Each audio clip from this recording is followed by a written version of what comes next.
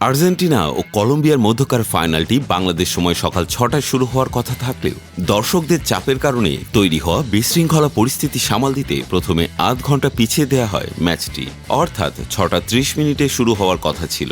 এরপর সেটা বাড়ানো হয় আরও ১৫ মিনিট, অর্থাৎ সকাল ৬টা ৪৫ মিনিট, কিন্তু তখনও ম্যাচ শুরু করা যায়নি। তাতে ফাইনালটি আরও ৩০ মিনিট পিছিয়ে দেওয়া হয়।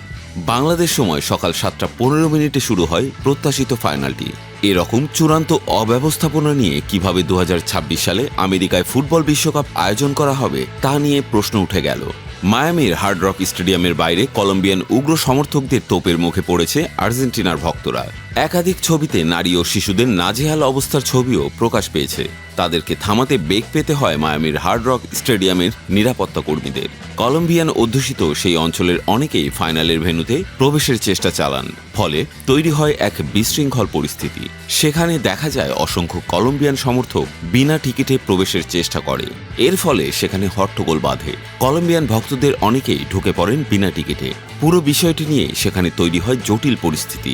এরপর শুরু হয় ফাইনাল, কিন্তু ৩৫ মিনিটের মাথায় পায়ে চোট পান লিওনেল মেসি। প্রথমার্ধটা কোনো রকম কাটিয়ে গেলেও দ্বিতীয়ার্ধের শুরুতেই চোখে জল নিয়েই মাঠ ছাড়েন লিওনেল মেসি। আক্রমণ প্রতি আক্রমণের খেলায় বদলি হিসেবে নামা লাউতারো মার্টিনেজ এক্সট্রা সময়ের ১১১ মিনিটে গোল করে জয়ের বন্দরে পৌঁছিয়ে দেন আর্জেন্টিনাকে। সেই সঙ্গে নিজেদের এক চক্রপূরণ সম্পন্ন করল আর্জেন্টিনা।